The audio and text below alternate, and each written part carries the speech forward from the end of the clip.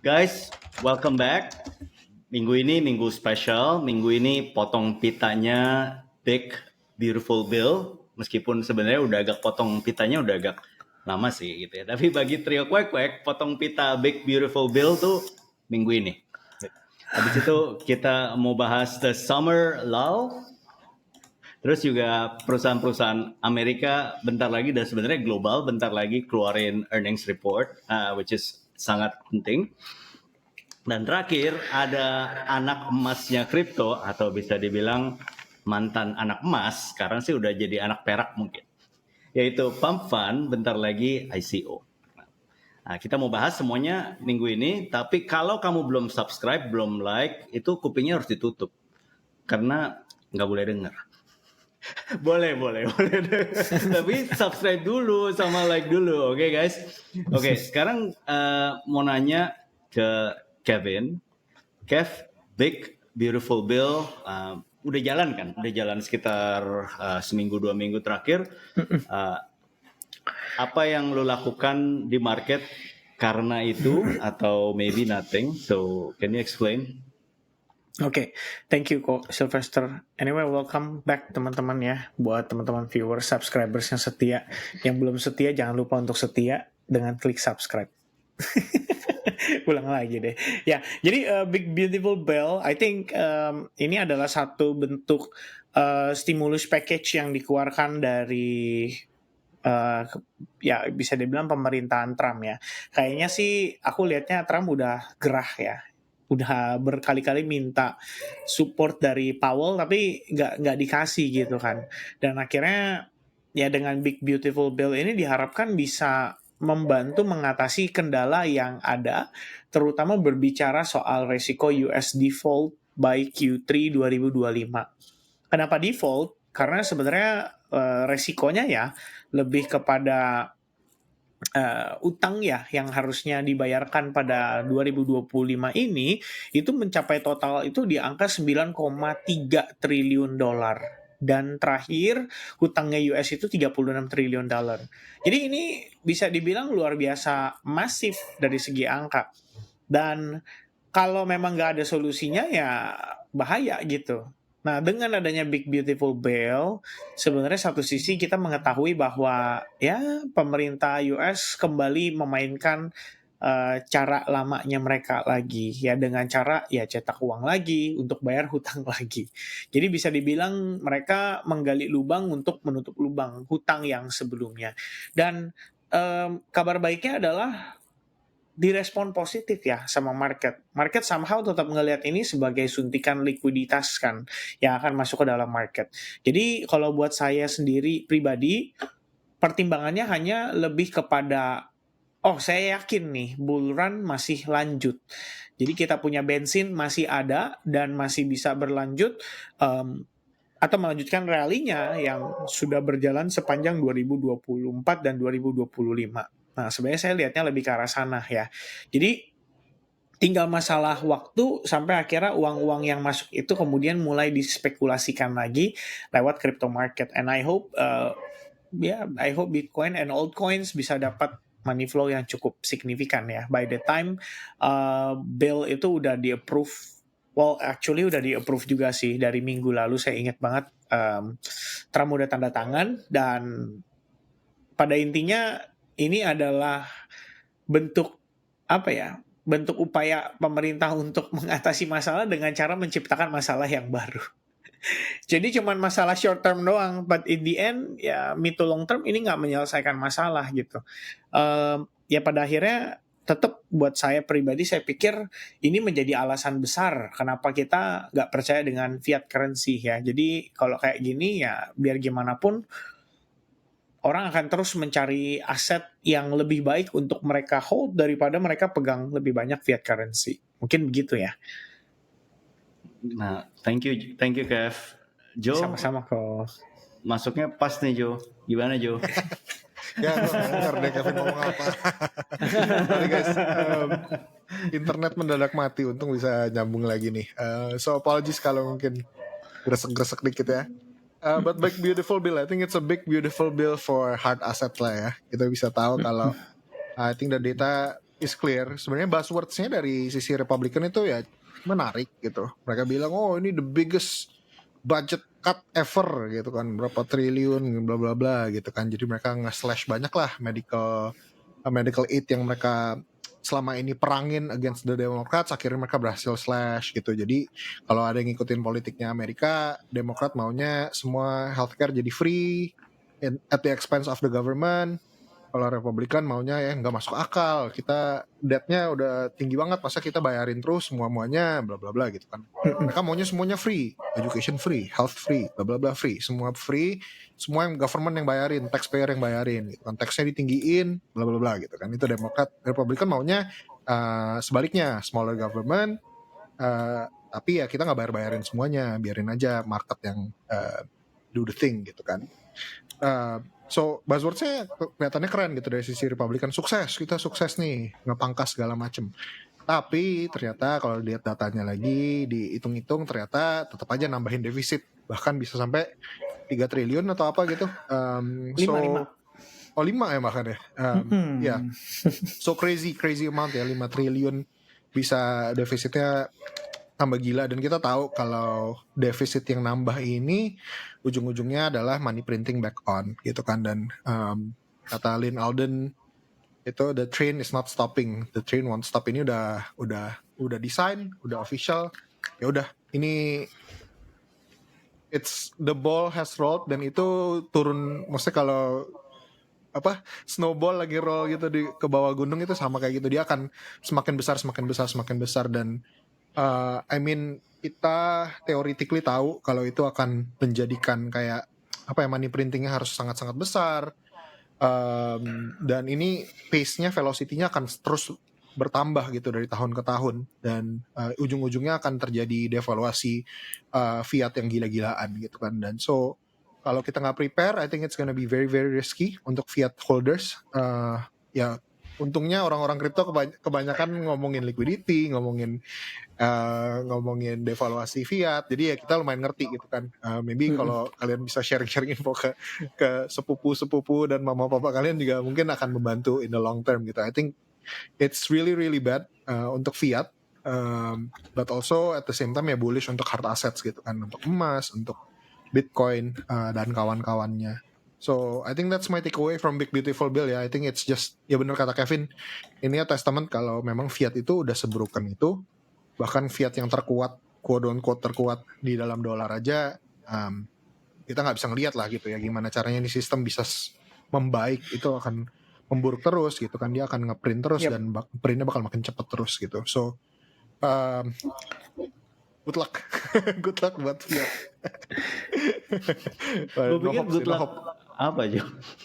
gue kasihan aja gitu, kayak aduh ini orang-orang yang nggak tahu apa-apa, yang kayak nggak bisa nge-hedge gitu ngelawan inflasi, gimana ya gitu kayak. Tapi I wanna ask you guys juga, ada gak sih sebenarnya kayak devil's advocate dari view-nya kita ini yang kayak bakal hyperinflation, devaluasi bakal gila-gilaan. Emang ada gitu, ada saving grace-nya gak sih? Ada gak sih opposite-nya kayak it's not as bad gitu, kayak yang as kita crypto bros ngomongin gitu, it's not as bad actually gitu. Ada gak sih case itu sebenarnya? Atau memang it's as bad as we think? Karena gue biasa jadi devil's advocate, gue aja ya jadi devil's advocate. Ya, coba. Gini guys, lu tahu nggak ada satu kartu Charizard itu laku sekitar kalau nggak salah $2 miliar, kartu Pokemon.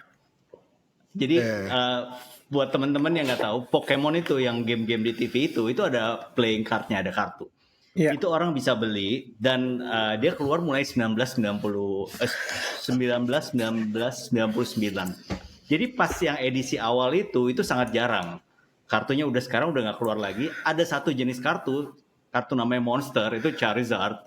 Itu sekarang laku kejual itu sekitar $2 juta.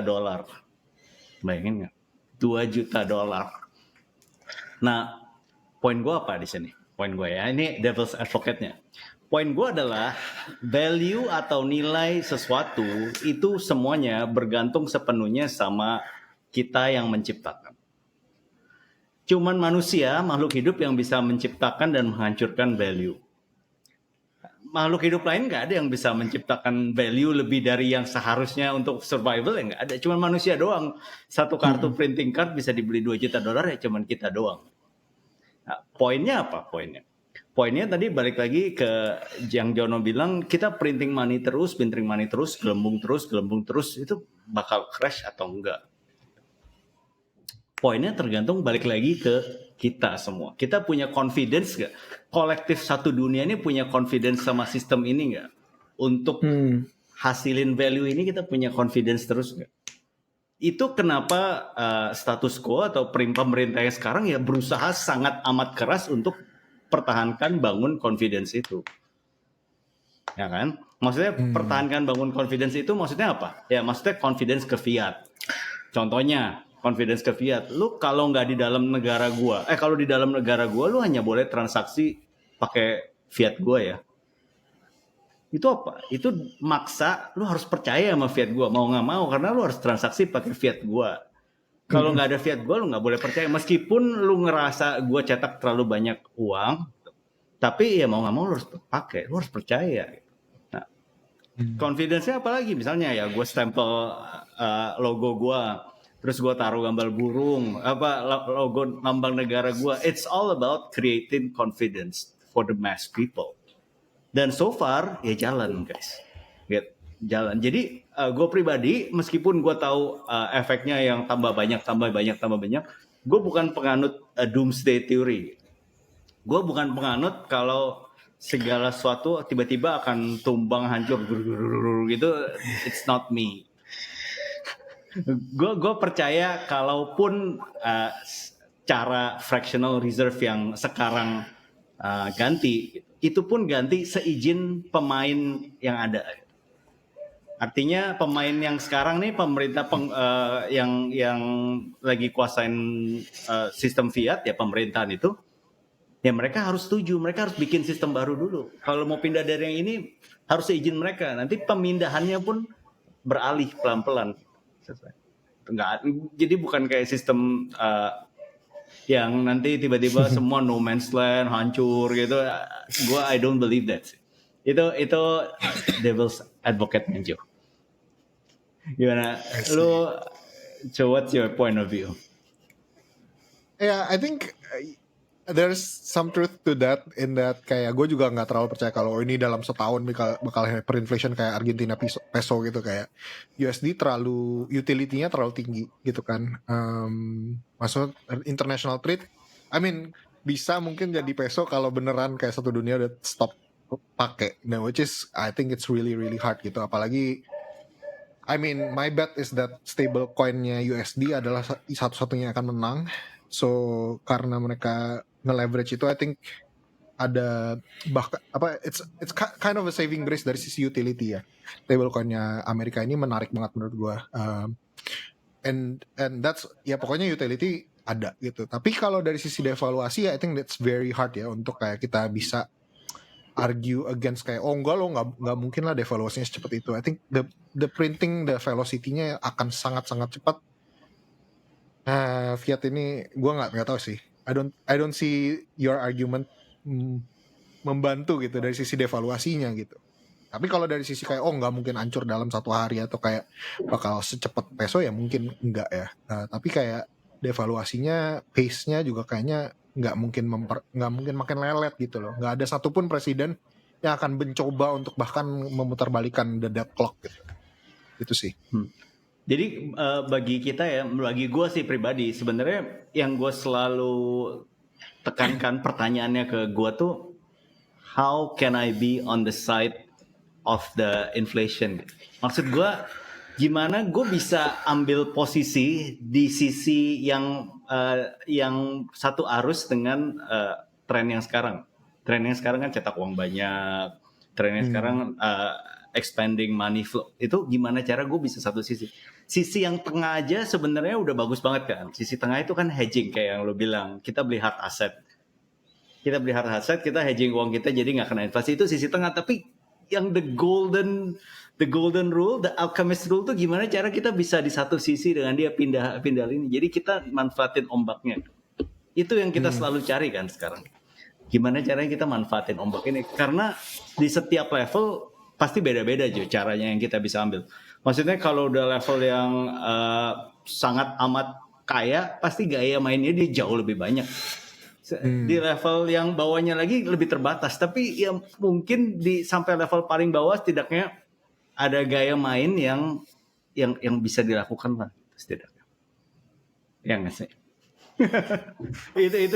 itu yang selalu gue coba sih. Kadang dapat, kadang enggak, ya that's life. Gitu kan? Mantap. Nah guys, so kita bentar lagi masuk Juli, atau udah masuk Juli kan sekarang kan? It's summer lull. Ya kan? Ini kebanyakan ngopi nih. Summer lull itu maksudnya apa? Maksudnya summer lull ini sekarang di belahan bumi bagian utara, bagian atas, ini lagi pada musim liburan. Juli sampai Agustus. Liburan tuh, ya siapa yang bisa liburan, ya kalau anak-anaknya liburan, orang tuanya biasanya ikut liburan gitu kan.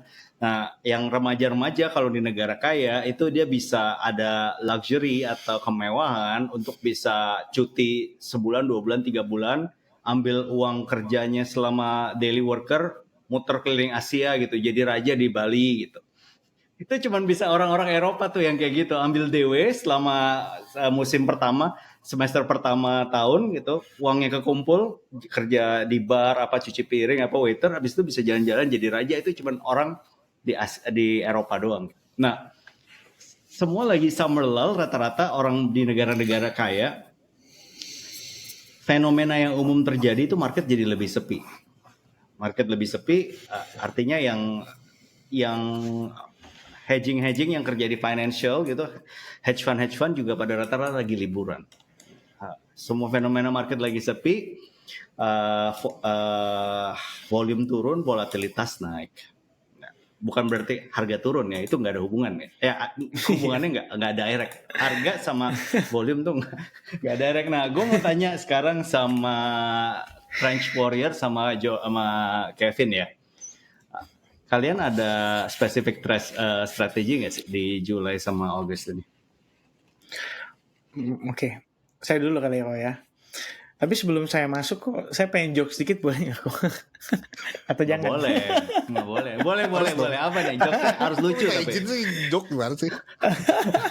Harus lucu. Nggak, soalnya mau bercandain gue ya? Nanya nih. Soalnya kita di beberapa viewers kita bilang katanya ini yang lucu ya, talk show yang lucu tapi mendidik gitu. Begitu. Oh gitu.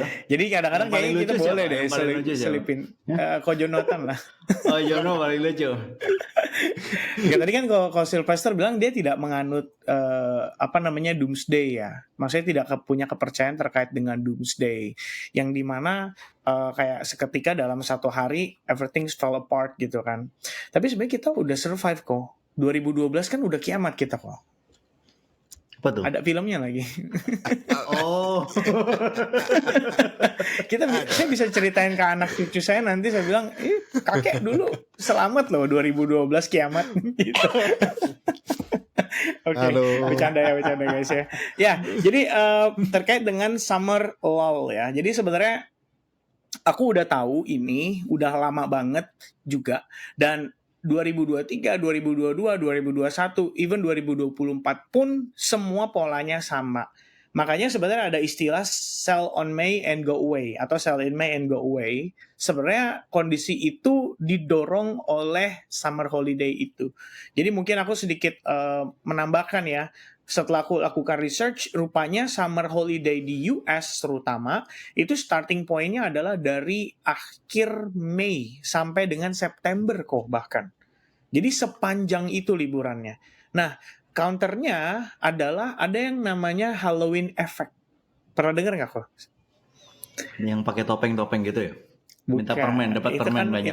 Itu pestanya. Nah, jadi ternyata ada di dalam financial market ini juga. Jadi counternya dari sell in May and go away itu adalah Halloween effect.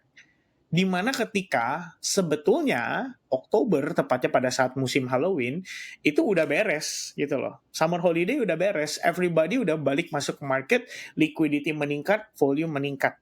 Ya kira-kira seperti itu.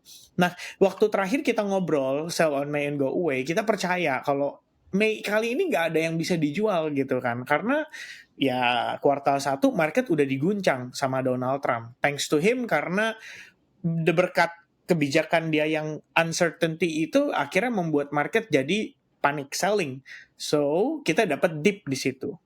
Ya, saya terus terang dapat lumayan lah, ada buyback Bitcoin di kisaran range harga 79.000 thanks to Donald Trump.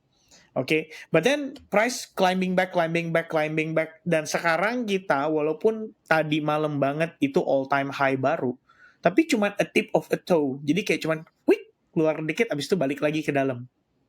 Artinya apa? Ya artinya memang sebenarnya nggak ada volatilitas gitu loh. Volumenya tidak sekuat itu untuk ngedorong market untuk rally secara signifikan sekaligus.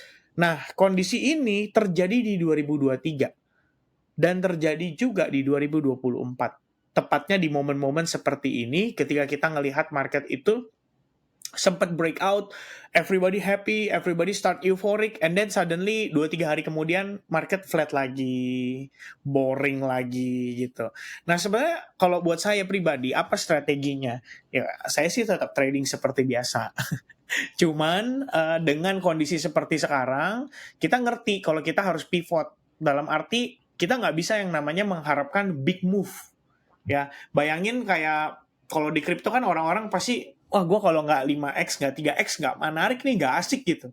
Well, at this current moment atau at this current condition, I think you bisa dapetin 20-30% aja udah bagus banget. Gitu. Itu adalah satu yang harus kita belajar untuk adaptasi gitu. Paling tidak kita kan ngelihat ya dari segi volume, dari segi activity, dari segi volatility, nggak sekencang itu. Walaupun ya dengan berbagai sentimen ya, tarif juga belum beres, tapi kan diperpanjang ya ke 1 Agustus 2025, katanya seperti itu. Sentimen ada, baik itu negatif maupun positif. Apa reaksi pasar? Nggak ada. Karena market ya boring gitu, lagi liburan gitu kan. Apalagi di kripto, apalagi di mungkin Bitcoin ya agak-agak lagging, altcoins akan lebih parah probably. Tapi ya mini alt season yang kita bahas di pertemuan Trio Quark yang sebelumnya, saya rasa bisa terrealisasi gitu. Jadi itu tetap menjadi satu bentuk daya tarik atau gairah ya supaya para pelaku pasar di kripto itu tetap ada. Nah, cuman kalau buat aku strateginya mungkin lebih memperhatikan ke arah sana. Ya untuk kita coba nge-aim 2x, 3x, it's not gonna be that easy gitu. Paling tidak kita bisa dapat 20-30% aja gain itu udah bagus sekali. Ini kita ngomongin mungkin weekly basis atau monthly basis nih. Ya, which is sebenarnya kalau teman-teman merasa bahwa segini nggak ada artinya karena ini kripto, ya lu harus tahu juga ini marketnya nggak lagi kayak begitu. Ya itu doang sih mungkin yang aku bisa share idenya ya. Which is di moment condition kayak gini pun juga sebenarnya alangkah lebih baik kita preparing sih teman-teman untuk nge-catch big move-nya nanti pada saat di kuartal 4. Makanya kita percaya biasanya Q4 itu ada tendensi rally. Dan sekarang tampaknya begitu, benar-benar aktif accumulating aja ini para whales-nya. Cuman nggak ada katalis yang ayo kita pump harganya gitu, kayak slow aja, supaya orang-orang nggak tahu. Semakin orang boring, semakin retail boring, semakin bagus. Karena kita bisa akumulasi lebih panjang. Itu kalau dari saya. Thank you, Kev. Sama-sama. Trench Warrior gimana, Trench Warrior? Mantap. Trench Warrior gimana? Trench hidup-hidup aja. Trench hidup-hidup aja tuh. Banyak ada meta-meta baru. Dan kalau I think trennya masih lucu. Karena Solana DEX volume masih belum spike. Bahkan cenderung korektif. Tapi koin-koin di dalamnya itu udah ada beberapa yang lumayan kuat gitu. Yang tadinya gue kira bakal ada launch coin punya Meta ya, ICM itu masih appear weak actually, nggak terlalu hot. Sempat lah hot bentar tapi nggak terlalu hot amat. Malah ada pemain baru di Bonk Fund, Let's Bonk namanya. Itu ada launchpad terbaru, sekarang dia lagi dapetin market share. So ada itu. But in the broader sense of the market, gue tadi lihat data juga monthly performance Wait, share screen aja lah ya biar bisa lihat bareng. Specifically Bitcoin lah ya.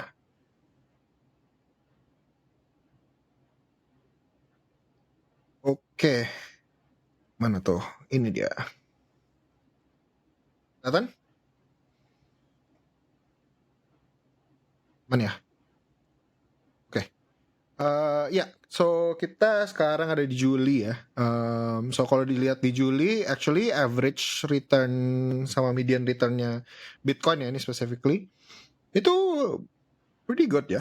I think bahkan ada 2022, 21, 20, 18, 17 ini way above 15 ya. Di atas 15%. Walaupun minus juga nggak terlalu gede-gede banget gitu. Yang lebih cenderung bearish biasanya di Agustus nih.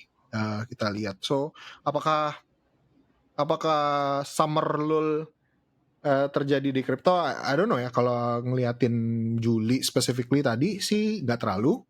Agustus lebih cenderung ada negative impact ya. Dan best performing month tadi gue lihat sekilas itu Oktober. So, do I have a specific trading plan? I don't think so. Apakah volatility lagi asik? Ya enggak juga. Tapi kalau gue mundur ke belakang nih, I think most pain itu kalau Bitcoin pump ke atas atau dump ke bawah. Kalau nggak tahu ya, coba di internalize nih. Kalau menurut gue max pain saat ini adalah kalau Bitcoin pump ke atas, bukan dump ke bawah. Karena dump ke bawah udah 3 kali. Terakhirnya udah kayak udah 3 kali dump. I think everybody was expecting, gue miss that dump, terus miss lagi dump yang kemarin lagi, miss lagi dump yang kemarin lagi, sekali lagi dump gue baru beli nih gitu. Habis itu biasanya ya pump, terus kayak aduh max pain gitu. Biasanya cenderung ke sana sih. Jadi kalau sampai Bitcoin tiba-tiba pump, kalian semua sideline gak gitu? Ayo viewers, atau kalian udah well positioned? So I don't know. Volatility kurang, tapi I think menurut gua with all the catalyst yang udah happen, semua black swan yang udah terjadi, both tariff dan juga war, waktunya upside gak sih gitu? waktunya naik gak sih? I think once ada satu candle yang kuat dan volume yang kuat aja, I think the FOMO will start. I think itu sih yang gue expect gitu at this point. So gak tau ya, bener gak kalau max pain itu ke atas? For me like I'm kinda expecting that sih. Harusnya udah gak ada wick. Maksudnya gak ada dump yang terlalu signifikan ke bawah. Kalaupun ada ya beli aja gitu, apa susahnya.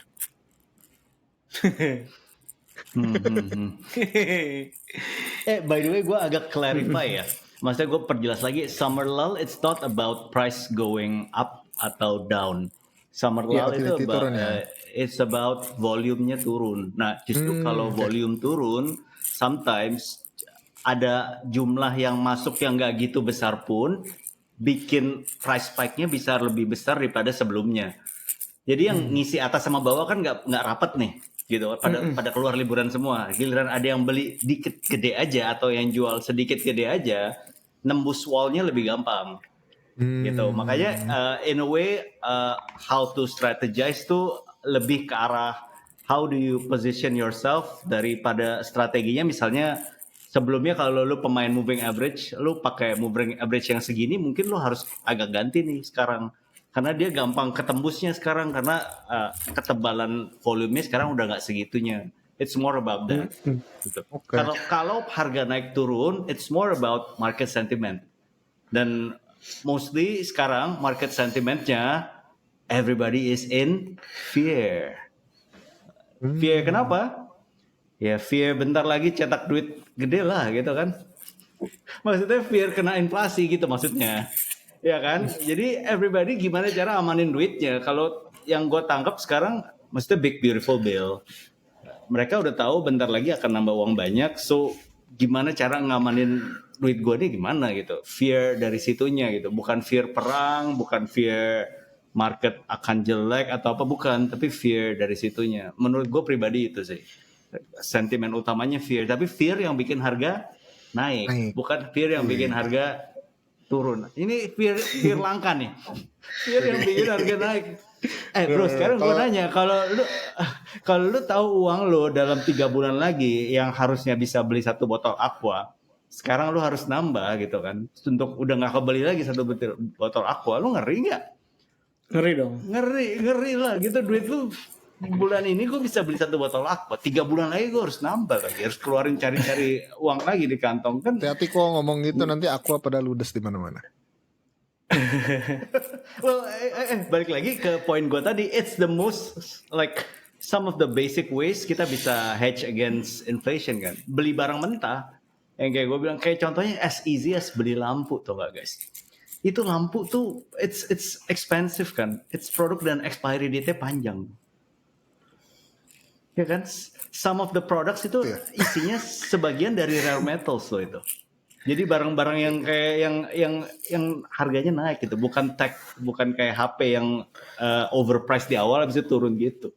So some kind of strategy kayak gitu, mulai dari yang paling basic sampai yang paling atas tuh somehow kita harus bisa dapat tuh gimana caranya gitu untuk level kita ya. Itu yang akan save kita sih menurut gue ya. Jadi kalau Sylvester strateginya ada practical strategy shifts gak untuk summer lull ini? Summer lull, jadi kalau gue biasanya gue ada 2 topi kan. Satu topi yang tradingnya harian, satu yang topi trading bulanan. Kalau trading bulanan nothing change, karena di saat yang satu turun satu naik, it's always been the same. Tapi kalau yang harian ini, gue mulai perlebar time frame gue. Gue nggak sepede akan market kayak dulu. Jadi gue I'm a moving average guy kan. Jadi gue mulai gede-gedein range gue gitu.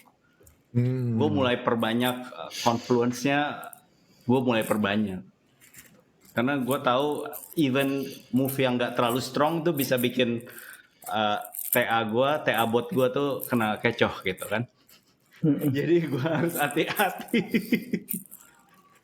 Gitu, in a way itu strategi umumnya gue gitu ya selama summer lull. Itu sih pribadi. Mantul. Strategi gue masuk ke pump punya presale aja. Nah, the next topic kan, pump fund presale ICO kan. Widih. Jono udah borong ya pasti ya. Kan belum mulai 2 hari lagi baru mulai.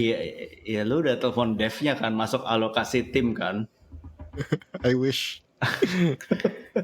So are you guys buying atau enggak sih? Maksudnya menurut kalian ini golden opportunity atau the last extraction atau apa gitu? Ini beneran emas atau ada udang di balik batu gitu, yang mana gitu?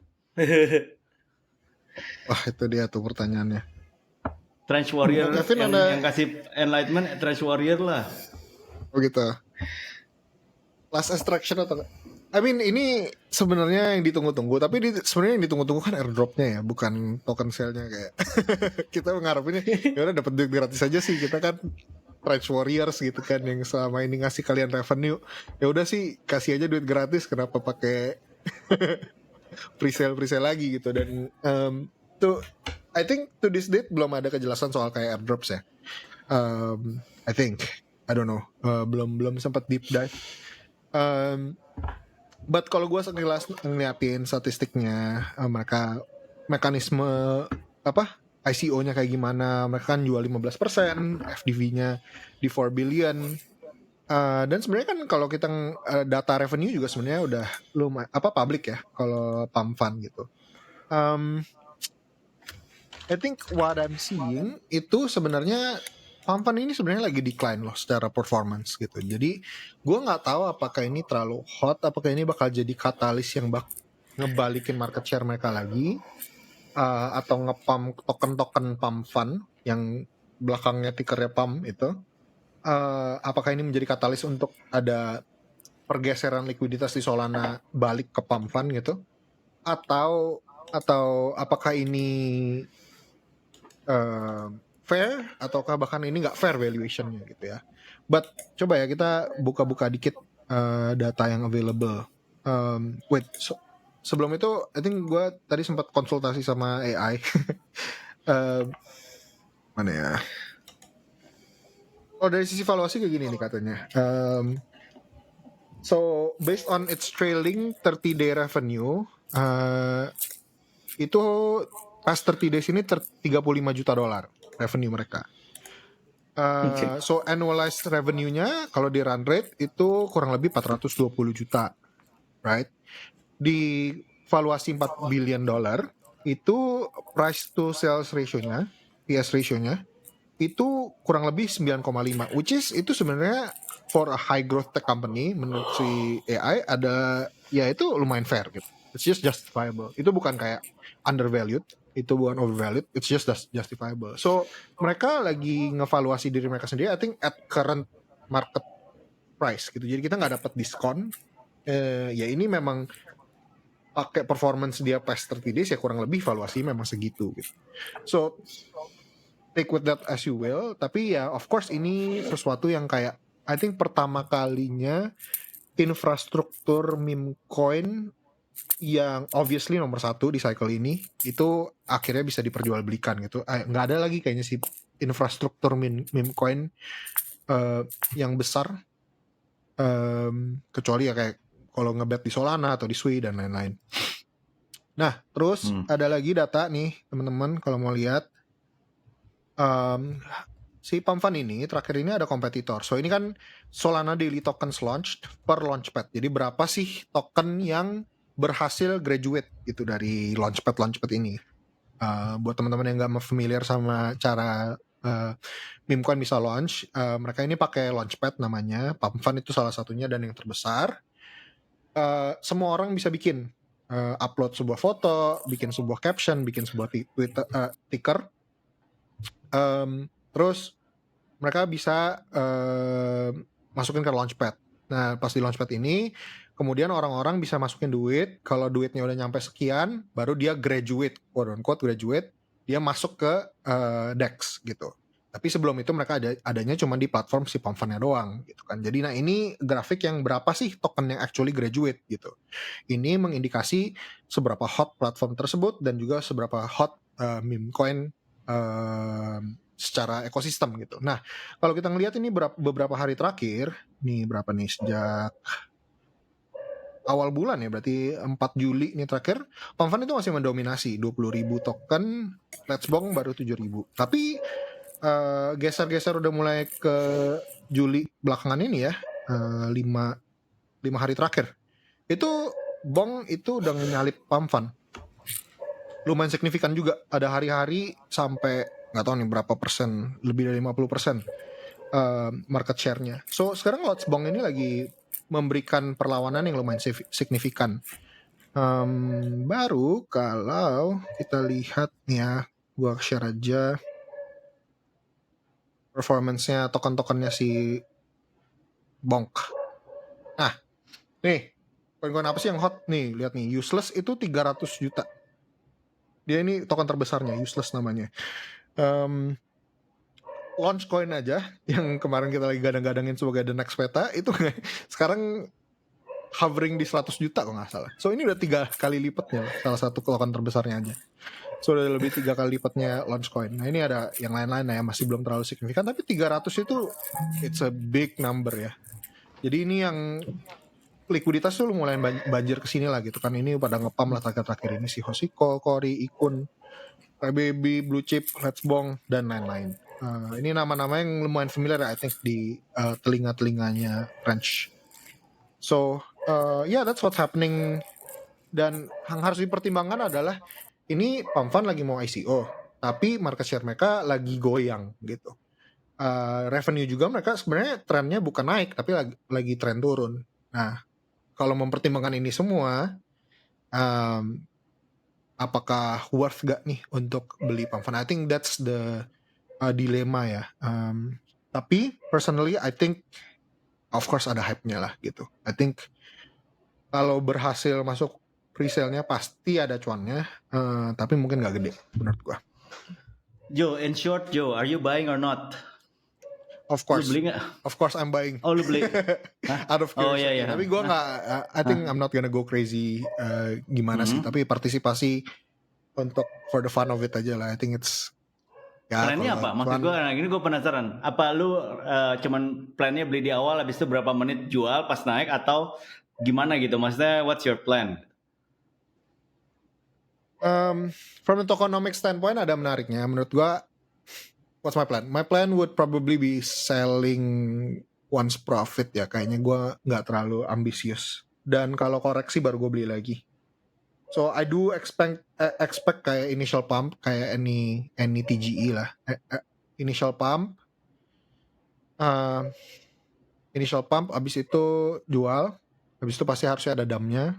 Kalau dam udah ke area yang lumayan menarik, baru mungkin akumulasi lagi. Karena kalau pump fund bisa naikin lagi market share-nya dan ternyata koin-koin pump fund ini beneran pump, terus revenue mereka naik lagi, sebenarnya pump fund ini kan the main utility of pump token adalah revenue share. Mereka revenue share 35% dari revenue mereka ke token holders, stakers atau holders, I don't know. Tapi 35% itu harus signifikan sih menurut gue dari sisi revenue. So ada potentialnya lah di sana. Gitu. Ada value-nya gitu. Apalagi kalau memang sektor ini naik lagi gitu. So I think my plan would be mencoba untuk join, dapetin alokasi, jual pas profit, abis itu akumulasi kalau dia turun sampai harga-harga yang menarik. We'll see lah. Emang sekarang masih bisa dapat alokasi Jo? Kalau sebelumnya nggak aktif di pump fund, sekarang masuk masih bisa dapat alokasi. So mekanismenya teman-teman ini. Sebenarnya nggak ada hubungannya sama activity kalian di pump fund sama sekali. Mereka sell di 7 platform ini. So dicek sebenarnya yang majority ada di cek inilah. Silahkan baca sendiri. Sama di pump fund-nya juga ada gitu. Jadi kalian tetap harus, kalau di pump fund-nya ya connect wallet terus KYC, tapi kalau di sini ya kalau kalian udah user, kalian udah bisa subscribe untuk token sale-nya gitu. So nothing to do with your activity actually. Makanya sedikit disappointing gitu kan. Tadinya ya kalau gua dapet duit gratis kan ya lumayan banget ya. Tapi kali ini memang harus beli, jadi ikutan sama yang lain gitu. Oh oke, gue pikir maksudnya dapat beli, bukannya dapat airdrop. Maksudnya bisa di kripto tuh paling hebat ya, beli aja belum tentu boleh gitu ya. Emang paling jago marketingnya di kripto. Lu mau beli aja punya uang, belum tentu dikasih gitu. Sama modelnya sama IPO di manapun, subscription modelnya. Jadi kalau ada oversubscribe ya kita dapatnya alokasinya ya dikit gitu. Jadi ya mencoba aja di subscribe gitu. Oke, sip. Thank you infonya Jo. Kev, lu ada plan pump fund? Short pump ya? Sebenarnya sejauh ini belum ada ya. Aku merasanya sebenarnya nggak deep research ya seputar hal itu atau seputar yang lagi hype ini gitu kan.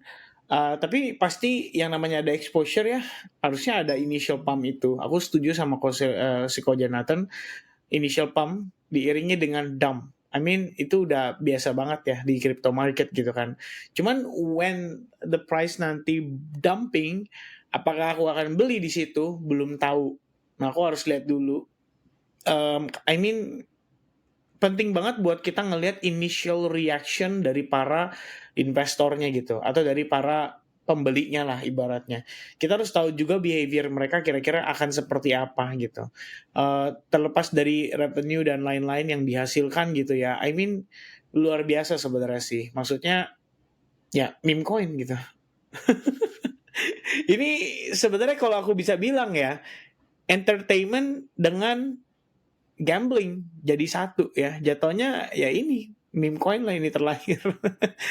Dan emang ibaratnya buat kita yang risk taker ya menurutku ya memang harus mempertimbangkan gitu, karena ini seperti opportunity yang semua itu bisa manfaatkan dengan kondisi ya tidak. Kalau tadi kan kayak Ko Jonathan bilang, oh gue kalau gue perlakunya harusnya gue dapat benefit dong, atau gue dapat istilahnya privilege gitu kan. Tapi ternyata enggak gitu loh. Melainkan mereka membuat ini menjadi lebih general aja gitu loh. I mean everyone yang bahkan kayak andaikan ya kayak saya deh misalnya hari ini, oh gue baru denger tuh fund gini, terus interested, gue pengen beli juga pump gitu kan.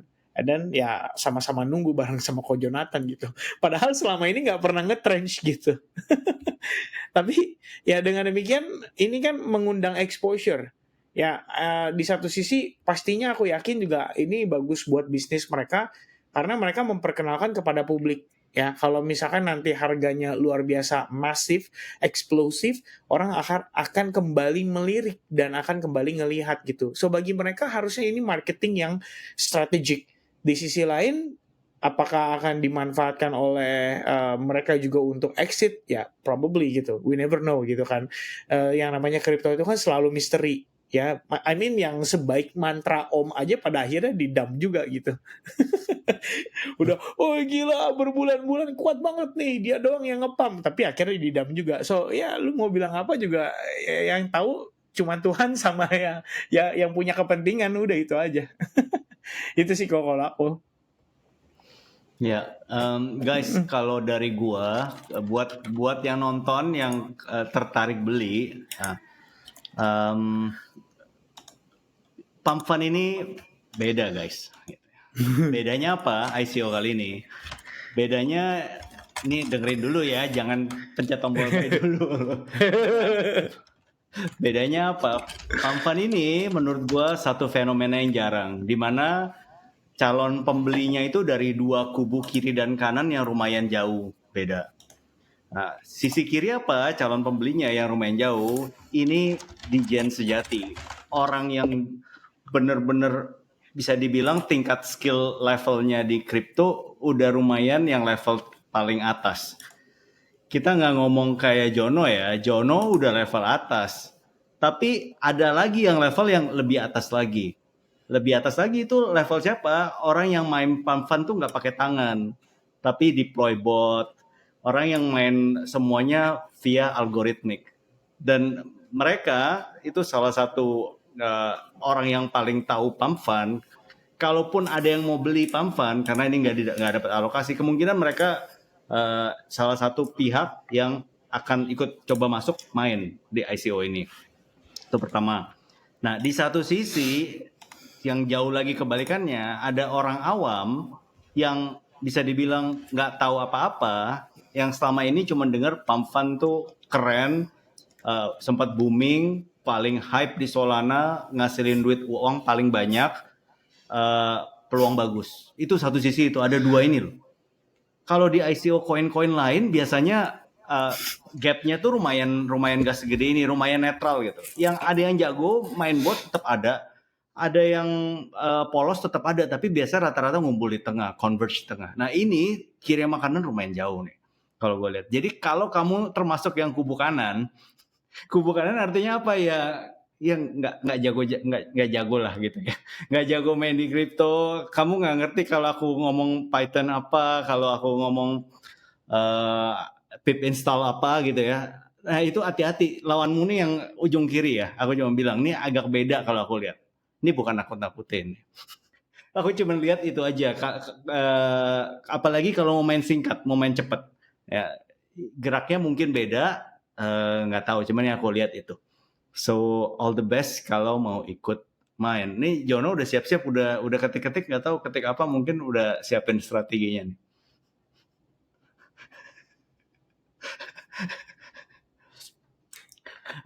Oke. Terakhir guys, topik terakhir. Kita bentar lagi masuk earning season. Earning season nih mostly ke dunia saham yang punya pendapatan untuk dilapor. Kalau kripto nggak punya pendapatan untuk dilapor, jadi nggak ada earning season. Kalau kripto bedanya sama saham, kripto itu pendapatannya itu impian gitu ya. Maksudnya kedepannya kita berharap akan segini gitu. Target kita, visi kita kedepannya penghasilannya segini. By the way, ini juga salah satu yang kenapa yang sebabin valuasi kripto tuh sangat tinggi untuk industri yang belum ada penghasilan. Kenapa? Karena it's a dream gitu. Dunia impian, mirip startup, mirip tech. Semuanya potensi gitu. Potensi kalau segala sesuatu masih di tahap potensi itu biasanya manis. Orang bisa berimajinasi. Tapi kalau udah masuk ke tahap penghasilan beneran, cuman penghasilannya 10% dari pengeluaran bulanan, mulai biasa aja gitu, nggak menarik. Nah, bentar lagi kita masuk earning seasons tapi buat saham-saham. Mostly around the world, Amerika, negara-negara atas semuanya rata-rata earning seasons mulai keluar. Jepang, Jerman, Europe semua mulai keluar. Mau tanya, kalau dari Kevin, dari Jono, ada yang unggulan nggak? Atau mostly skip? Gue nggak peduli, ini gue crypto bros, I don't care. Oke, saya dulu.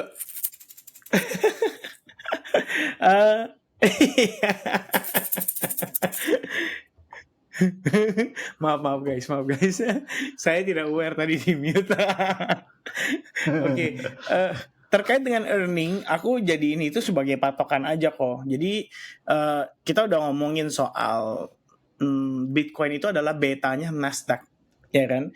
Maka buat aku penting bagi kita untuk mengetahui seberapa minat lah dari para pelaku pasar atau para investor terhadap saham-saham teknologi. Karena kalau kita lihat biar gimana pun Bitcoin dan kawan-kawan itu tergolong dalam, ya tadi kok cerita gitu. Cuma bedanya mereka lebih banyak impiannya tapi di packaging dalam bentuk teknologi yang seakan-akan canggih banget. Kan ibaratnya begitu ya.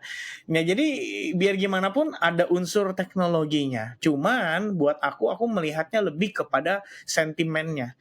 Orang ini bakal lebih gampang tertarik nggak buat saham-saham teknologi? Atau saham-saham teknologi akan bubble, ibaratnya gitu.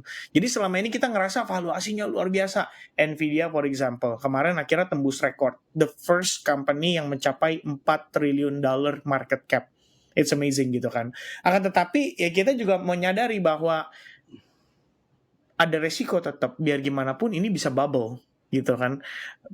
Perjalanan kita luar biasa signifikan berbicara soal teknologi.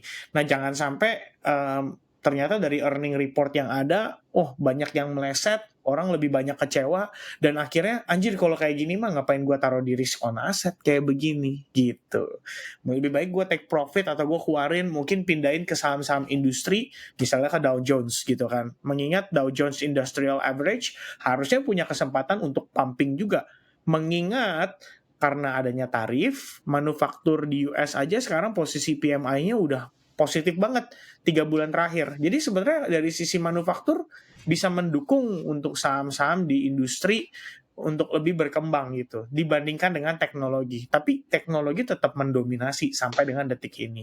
Jadi kalau buat aku perhatiinnya lebih ke arah sana. Aku pengen tahu kira-kira dengan earning report seperti ini para pelaku pasar akan happy atau tidak gitu. Kalau mereka happy, I think everything's gonna be fine ya.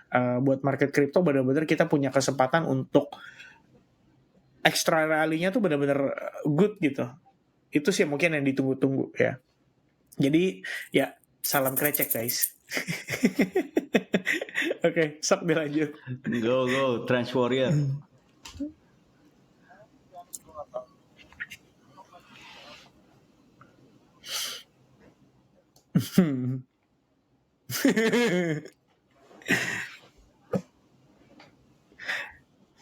Oh berarti tadi earningnya baru perhatiin fun aja ya, pam ya. Begitu kan, pam, penting juga nih ya.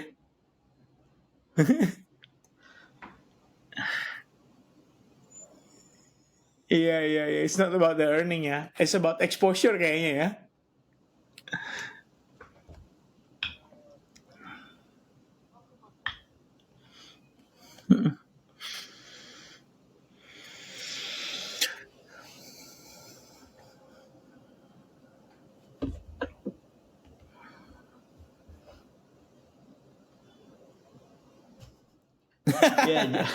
Earning season kali ini dari gua perhatiin 2 sektor. Sektor pertama masih tech, still leading. Tech, mostly AI, cloud itu lagi blossom, itu still leading. Perhatiin indeks-indeks yang punya sektor itu, ya. Ya mostly indeks-indeks Amerika punya sektor itu. Habis itu yang kedua sektor energi. Perhatiin. Jadi sekarang berapa tahun terakhirnya ada shifting besar dari sektor energi. Shiftingnya apa? Shifting pertama, market udah ganti mulai lebih efisien. Lebih efisien maksudnya apa? Energinya yang dulunya pakai fossil, sekarang mulai sebagian beralih. Jadi energi sunlight atau solar atau wind itu lebih efisien. Terus mesin-mesinnya udah mulai diganti. Jadi in a way perusahaan-perusahaan yang energi fossil fuel itu udah mulai kena pukul. Ini trennya udah lumayan lama. Jadi harganya masih sama guys. Harga oil mah dari dulu sekarang terakhir udah stabil-stabil aja kan. Ya. Tapi revenue mereka turun sekarang. Ini agak melenceng dari kripto ya. Kalau kalian main yang lebih general indices sama commodities, perhatiin itu. Kenapa revenue mereka turun? Karena biaya mereka naik. Mostly di US mereka pakai fracking. Fracking tuh biayanya ngebor ke samping sama ngebor ke bawah itu teknologinya masih lebih baru. Jadi income-nya, uangnya naik, cost-nya naik, jualnya sama. That's why most likely analis forecast pendapatan energi itu paling di pesimisin lah, gitu ya. Jadi perhatiin dua tech itu sih. Itu. Tadi pakai apa kok? Sunlight bisa... sama Wings. Oh, Sunlight Wings. Ya. Jadi buat bersih lebih enak tuh kayaknya.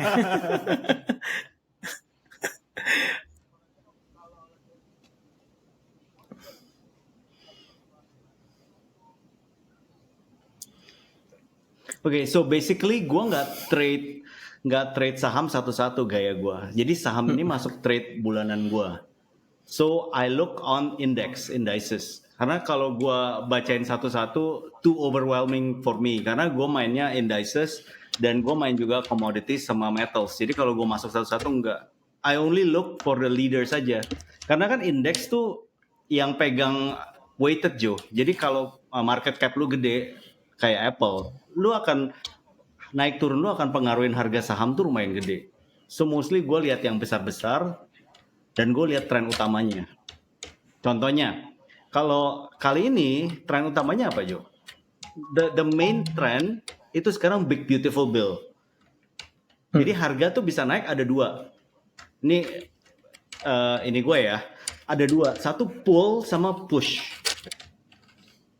Kalau pull tuh maksudnya dari performa sahamnya sendiri, individualnya itu dia yang narik harga naik kan. Earningsnya naik, habis itu ada teknologi baru, itu lu pull harga supaya naik. Tapi kalau push itu karena dari keadaan makroekonomi. Big Beautiful Bill nambah, apa hubungannya sama push? Orang tuh harus cari cara supaya uangnya nggak kena inflasi, gimana cara? Dan cara yang paling umum, yang semua orang udah nyaman, udah tahu pakai, nggak perlu belajar lagi, so simple, itu beli indeks. Setidaknya di negara maju ya, negara besar. Jadi pushnya tuh itu, temanya kali ini. Gitu. By the way sekalian, go.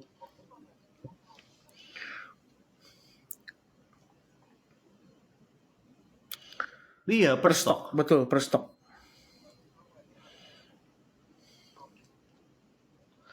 Jadi biasanya kalau analis itu dia kasih forecast itu untuk seluruh indeks, dia forecastnya earningsnya naik atau turun gitu. Secara keseluruhan digabung. Kira-kira naik atau turun, itu dari gabungan keseluruhan. Misalnya energy forecastnya tahun ini, quarter ini kalau di Amerika kan berarti per quarter kan. Quarter ini turun forecastnya revenue-nya 30-an% gitu, atau 20-an%. Itu artinya secara keseluruhan. Tapi ada juga yang seluruh indices. Misalnya Nasdaq. Sekarang by the way mereka udah trim down. Artinya mereka tuh awalnya mereka forecast naiknya 5% seluruh indeks. Kita ngomong Amerika ya, S&P ya. Habis itu sekarang diturunin jadi 4,1. Gara-gara trade war semuanya. Tetap naik. Artinya apa? Artinya ini expansion period udah berapa tahun berturut-turut di Amerika, guys. Sahamnya naik-naik terus. Revenue-nya udah ditambah dari inflasi, ditambah semua, tapi performanya naik terus. Expansion period artinya. Gitu. Nah. By the way, gue sekalian info ya, Jo. Gue bentar lagi ada bikin produk. Ini sekarang lagi buat, mostly finalized satu minggu 2 minggu ke depan.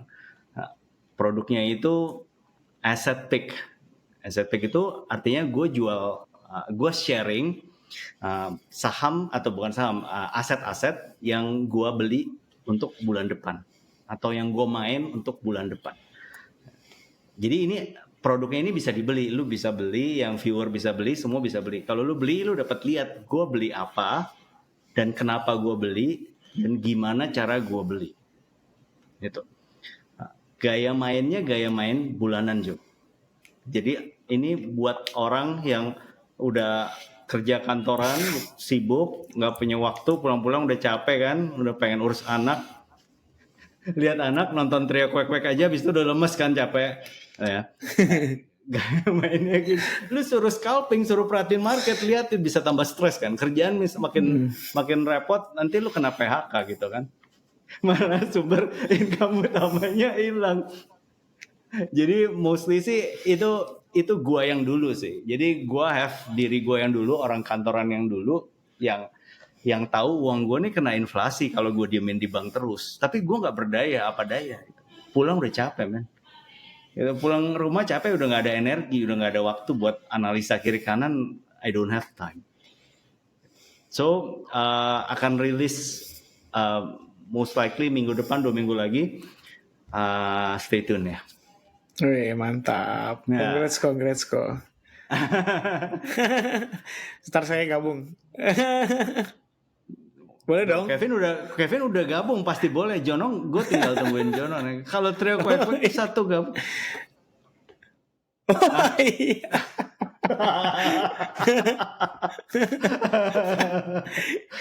Di forward. Jangan dong.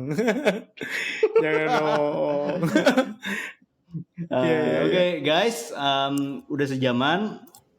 Thank you. See you again di next podcast. Bye. Thank you guys. Goodbye. All the best. Salam krecek.